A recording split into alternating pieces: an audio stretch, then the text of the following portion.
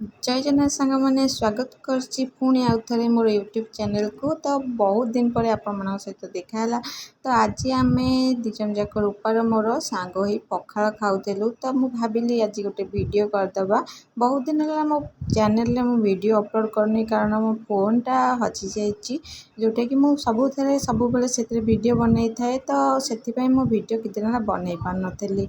तो फाइनाली गोटे फोन मु ले आछि। तो आज आमर बनी शाग ता सहित जोटा कि आमर निम पिता भजा होती बैगण आलू पड़ी आउ ता सहित आमर आलू चटनाटा चटना बिना तो खाइबा किसी भल ही लगे। तो आलू चटना टी पखाल सांगे। तो चल खाइबा टेस्टी टेस्टी खाइबा। पखाल सहित शाग भजा गरम गरम पुणी कलम शाग भजा हाटू रूपार मोर नहीं आसलु। ता सहित निम पिता बैगण पड़ी भजा होती आहा कि टेस्टी बहुत ही टेस्टी लगुच। तो रूपा तो चटना करिया भितर मो मोर खाइबा स्टार्ट कर देती। आ रूपा तार ये आलू चटना करुच्ची माँ को कहला टिके सोरिष तेल पकई दियो कारण मो मोर तो खाइबार लगी कारण खाइबा टाइम अलरेडी ओभर हो जाता। दुईटा पाखापाखि जाता भोक तो प्रबल जोर लगुला। रूपा तार चटना करूला आलू चटना देख पारे केते सुंदर भाव से बढ़िया से चटना कर मक्खन परिका चकटी देती। मु पूरा खाइबार व्यस्त थी मत तो प्रबल जोर भोक लगुला। रूपा तो खाई नाला एतलांके माँ हरिया समस्ते खाई माँ भाईर समस्ते खाई से चकटिया भितर मु दी थर आलू चटना खाई नहीं कि सी कथा मत कहीं चकटा सरनी कहीं खाईदे मत तो भोक जोर से लगुला से मुझे भितर दी थर नहीं खाई भी देती। तो आप देखिपे तो सी बहुत सारा हसी आम दीज खाइबा स्टार्ट करूँ। तो देखिपे रूपार मोर सांग ही दीज खाऊ माँ भाई समस्ते खाई पी सारे आम पखालटा बहुत सुंदर भाव में बासुची। माँ एटा सज पखाल करता सका सका भात रांधिक जो पानी पूरे देले से हूँ सज पखाल बहुत ही सुंदर टेस्टी लगी था। टिके दही जब पकईदे आ बहुत टेस्टी। दही तो आज आम आनी नु मन नाला दुकान आने आम तो सेमती गाई वगैरह किसी ना। तो दही नाला घरे से नर्माली एमती भात खाई। रूपा तक खाइबा स्टार्ट कर आम दीज सांग ही खाऊँ। गागुन आम पाखे खाइब बोली बसियो बोली दुष्ट हो खाऊना ताकू बारंबार आम मैंने डाकुचु आस खाइबा आस खाइबा। तो चलो देखा खाइबा कौन सब बनी आमर।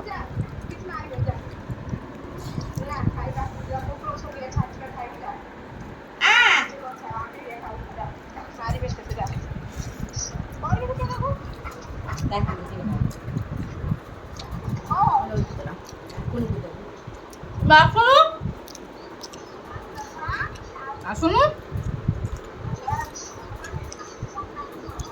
जल्दी आ।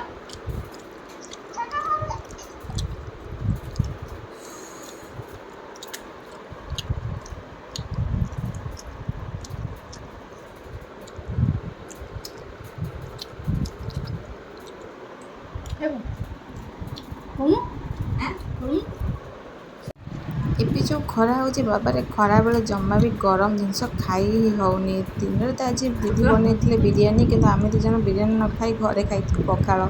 चार्टार जाइए बिरियानी खाई जहाँ सर्ट वीडियो मुझे अपलोड कर मो चैनल जाए देखिपारे सर्ट वीडियो। तो आज आम दीज बिरियानी न खाई पखाल खाई बेस पसंद करूँ कारण गरम में जमा भी रही हो। तो देखो तो गरम अवस्था हो बहुत सारा खराब। आ गागुन फाइनाली घर आम घर को पलि आसी खायापी डाली भात पोटल भजा तार पोटल भजा बहुत ही पसंद। तो पोटल भजा देखिले से किसी भी खाया मांगे जहाँ खाली पोटल भजा भात लगे से खाईदब एत भल पाए से पोटल भजा खाइबा को। तो ये तार खाइबार स्टार्ट कर रूपा ताक जाचुचे ने शाग खा ने पिता खा कि से सब जिनस से किसी खाइबनी। छोट पिलाटा भी 2-3 वर्षर तो दुष्ट टिके होची बाकी जिन खाइबा कि शिखिनी टिके पोटल खाया भल पाऊँ। तो से सब जिन से बहुत एंजॉय कर खाइबार। तो आम ए तो खाऊँ आपण मैंने भी पखाल को निश्चय एंजॉय करूँ खरा बेले। तो नेक्स्ट वीडियो आमर राति वीडियो। तो राति माँ आम बनई पूरी आउ तरकारी आम दीदी को जाइलु दीदी माँ पैकिंग कर देता 4टा बेले बिरियानी आउ कचिम्बर। तो माँ आम बिरियानी कचिम्बर नहीं आसलु आम दीज खाया बसई पूरी आउ तरकारी। मत तो बुटाल तरकारी पूरी बहुत पसंद फुल्का फुल्का पूरी गरम गरम सहित बुटाल तरकारी बहुत ही टेस्टी। आउ गागुन तार माँ संगे बसिकी बिरियानी खाइबार व्यस्त।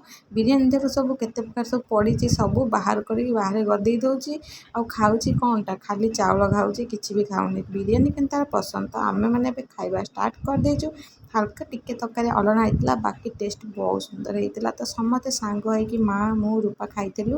ଭାଇର ବାହାରେ ଫିଷ୍ଟ ଥିଲା ତ ସିଏ ବାହାରକୁ ପଳେଇଥିଲା, ଆମ ସାଙ୍ଗେ ସାଙ୍ଗ ହେଇକି ଖାଇନଥିଲା।